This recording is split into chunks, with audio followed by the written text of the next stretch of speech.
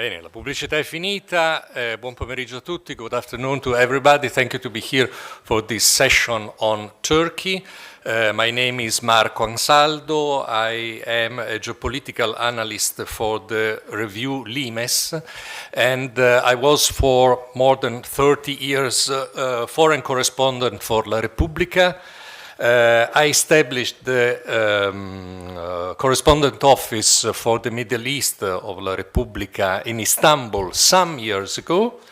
And after that, after a very intensive and nice period, because Turkey is a wonderful country with wonderful people, I was kicked out and it was impossible for my newspaper to establish another correspondent office.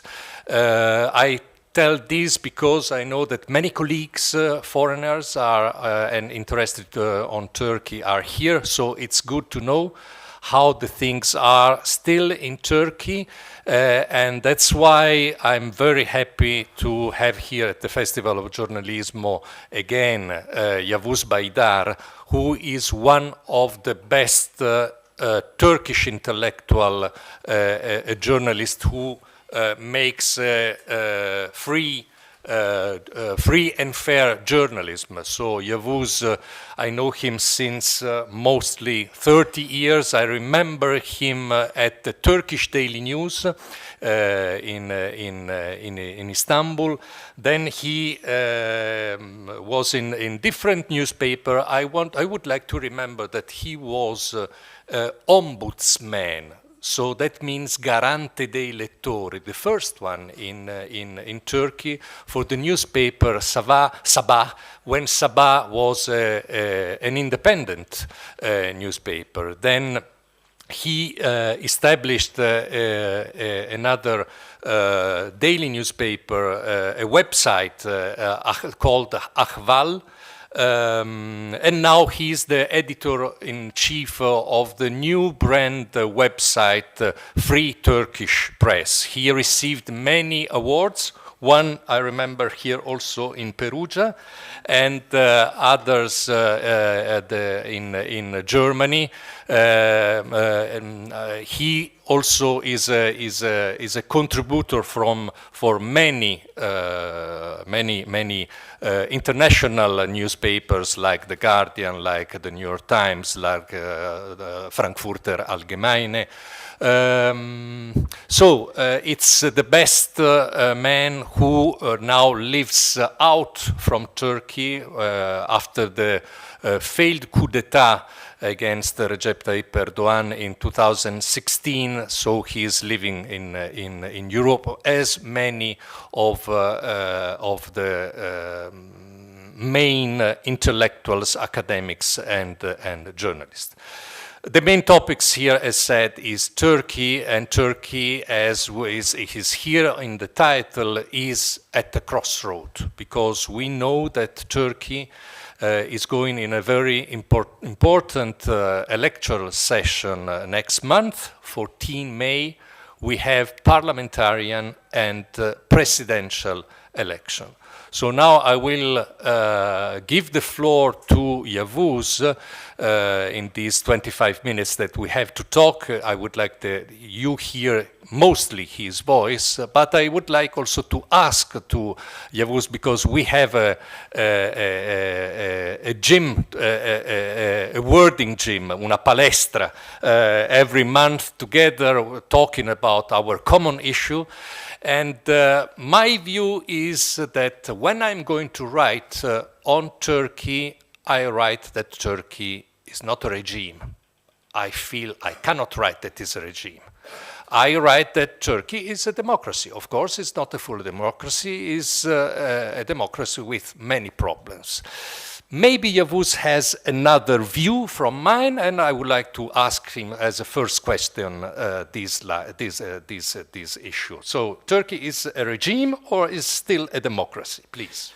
Thank you, Marco. Time is scarce, so we will speak fast. So I hope you can follow it, and we will try to make the best of time.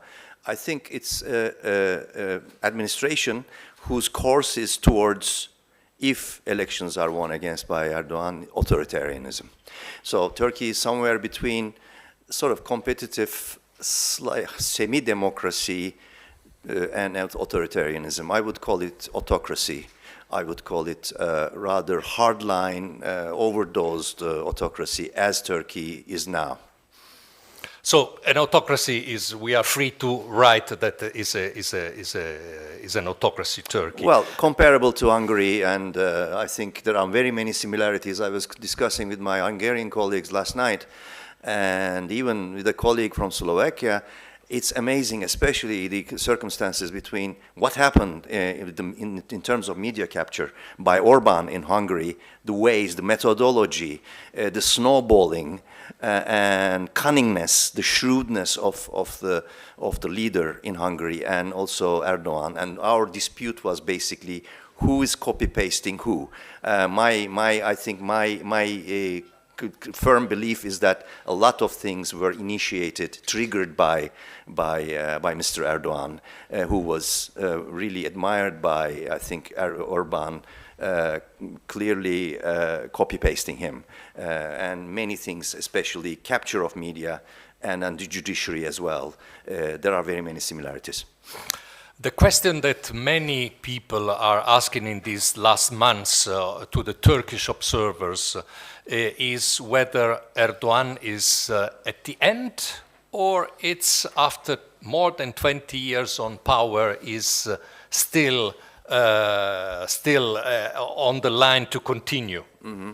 From the point of view, if you follow the Turkish media, you would not, Turkish media domestically placed, located Turkish media in general, you would not really have a clear answer to that. I think we have a situation where, again, you know, being a sort of hardline autocracy, there are still chances given to the opposition, and there is a tiny bit of opposition media, and there is a 93–94% of pro-government media as a result of the media capture taking place between the Gezi Park protests, more or less, approximately 10 years ago. In the past decade, we have had this evolving, widening media capture, and this 93–94% has become more and more staunchly pro-Erdogan government administration. And then you have the tiny 6%. But the way the language, the content, the fake news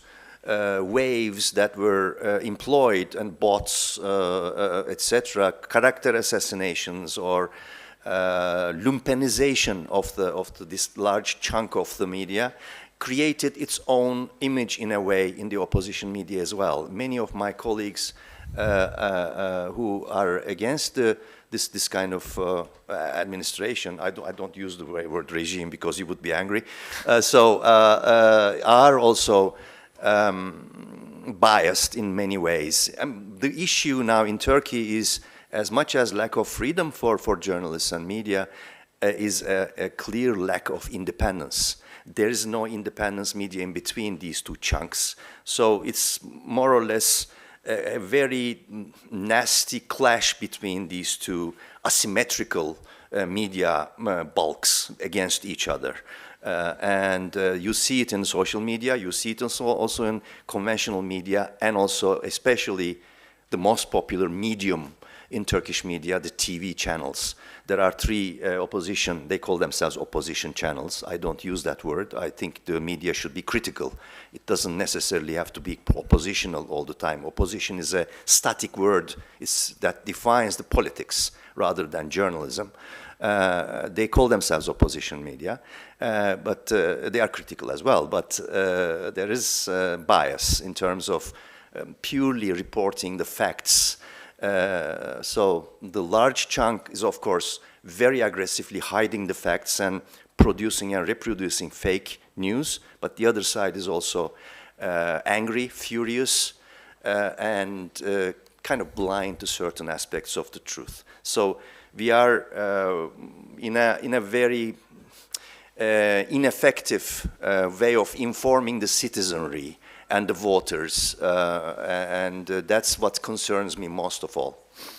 It's strange because following the polls since some years or even some months, we are seeing that Erdogan is down. But day by day, he's rising. So you told me the last polls that his alliance is at 42 and the opposition are at 44. That means that in some weeks, Erdogan will pass them, probably, and will win again. I tell you, I watch all the elections of Erdogan since 2002 until now, and I never saw him losing. Never. So if I would bet for next month, I will bet for Recep Tayyip Erdogan again. What about you, Yavuz? Well, you know, in early discussions we were comparing Erdogan with Messi or Mbappe because he was very successful in throwing curveballs. You go to the left, but the ball is there, or you go to the right and the ball is there. It's been the story of the 20 years.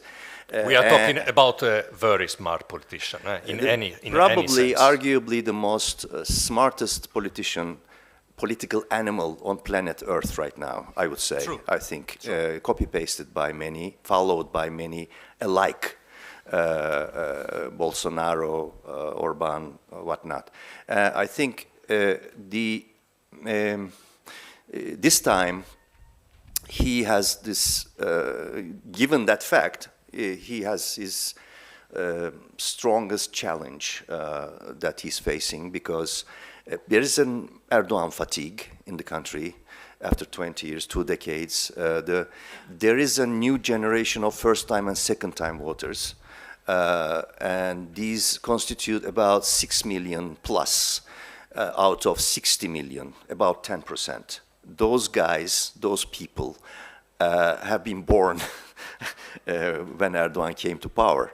Even the second-time voters, because Erdogan was in politics, active politics since 1994. He became the mayor of Istanbul, as many of you may remember, and continued to the path of post of prime minister and then the presidency. This fatigue is there. And then this generation, the first-time and second-time voters are, it shows, some surveys show clearly, credible show, they are anti-system. They don't, as much as they don't like Erdogan, they are against Erdogan, they are very suspicious, to say the least, against the main bulk of the opposition, this six-party alliance. So they are volatile, wobbly. You don't know, we don't know, we cannot measure how they will behave. The only thing we know is that the turnout in the elections will be more than 80%. The more turnout, the more endangered the position of Erdogan will be. He knows that.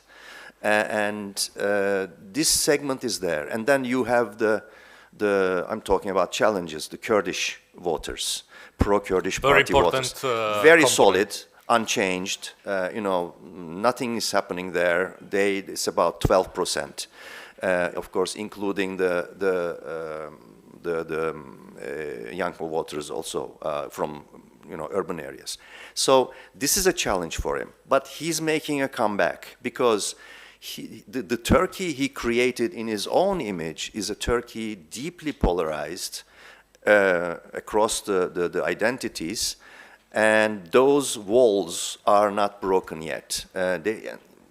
On the contrary, they are becoming thicker and thicker. Still, the support base is around 40% for his party. And for him as a person, around 44–45%. The problem for the media, for us outside and at home, is the pollution of the pollsters. There are more than 45 pollsters in Turkey, which is ridiculous. I mean, you don't have such high number in any reasonable country.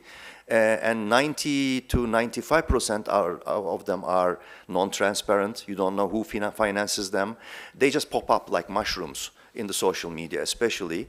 I mean, Marco and I could start tweeting. We built Mar Baydar, polling pollster, and it would make headlines because the Turkish media, most of the editors don't filter these data. So it's a jungle. It makes only it creates confusion. There are only 4 or 5 credible pollsters, and we are talking on the basis of them. So it's neck-to-neck situation, and if this trend continues, we can take it in the next phase, but the Erdogan is picking up at least. So it's an equal, and it seems that it's 2 rounds, 2-legged elections, that it will most likely go to the second round in terms of which will presidential be elections. May 28th. Yavuz, we all remember what happened in Turkey in February 6, a terrible earthquake that hit Turkey and Syria. What can be a possible effect on the vote, on the voters, especially of that area, on the election? There were discussions when this massive earthquake happened, affecting the lives of, or existence of 13 million people in 11 provinces, out of which 4 million voters. It's a lot. It's about 8%, I think, by my calculations. And instead of postponing the elections, which could happen by consensus of the opposition parties as well, Erdogan decided to declare elections on the 14th of May. And then he declared state of emergency on these 11 provinces. State of emergency, of course, shuffles some local power even more intensively to the local governors, etc. And also local media is affected by this state of emergency. That's one aspect of the media coverage. And then you have, again in the context of media, the media capture turned Erdogan's media capture choreography turned the Turkish media, main bulk of the Turkish media, into a wreck.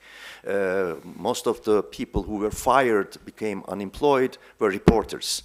So for about 1 or 2 weeks after the elections, there was coverage in the main TV stations. But for about a month now, we have almost zero coverage of what's happened in the earthquake region. What we know is that about 2 million people, approximately, we don't have real figures, moved out, exodus from the area. And by official figures, 50,000 people died, but triple that. Because it was uncontrolled. The people bulldozed out of the bodies bulldozed out of the area. So we will never find out how many people died. That will affect one way or another the voting processes and polling stations under state of emergency. If it's extended after 6th of May, it's 3 months long. It can be extended. Even if it's not, we don't have really any idea about how many people are registered, how many people are, who died, who's alive, because families, districts were wiped out. So that is one big question mark, how that result will come out of these provinces. So that's an unknown. We remember Turkey as a country of many coups d'etat, unfortunately, since the 60s. Let's put it this way. If Erdogan does not win in a fair way, in a regular way, which are the methods that can be set by the AKP government? And do you believe that a possible coup d'etat, in one way or in another one, can be again a story for Turkey? The last part is easily answered. Anything can happen because this is an unprecedented situation. This is Turkey's centennial, 100-year anniversary, coinciding with the elections and the massive earthquake. It's a historic moment. It's an existential election. Referendum about Erdogan, minimized to a referendum about Erdogan by nature of this race. And we have a very fragmented body of opposition parties, 6 parties, and another alliance on the left. And again, there were lots of comparisons can be made between Hungary, this fragmented alliance against Orban failed at the end. And when we compare this with my Hungarian colleague, lots of things seem overlapping. The issue is what can be used. Election safety is a huge concern because the presence at the ballot boxes can be a huge challenge for the opposition. Another element is the earlier elections up until the coup d'etat, following Gezi, etc., until the coup d'etat, there were more or less coverages of 3 different news agencies, 2 private and Anatolian agencies, semi-official. Now, those private news agencies with a vast network, they are wiped out. They don't exist anymore. So everything is up to the Anatolian agency. And recent reports are telling us that Anatolian agency basic system, the digital system is connected to the AKP's, ruling AKP's digital system. And there is a huge suspicion about what will happen in the election night. And there are also rumors that some algorithms are being manipulated in the capital. We don't have any confirmation about that, but it's likely that there may be a Russian intervention, because Russians, if they interfered in US or European elections, why should they not? Because Putin and Erdogan are good friends, and their interests overlap.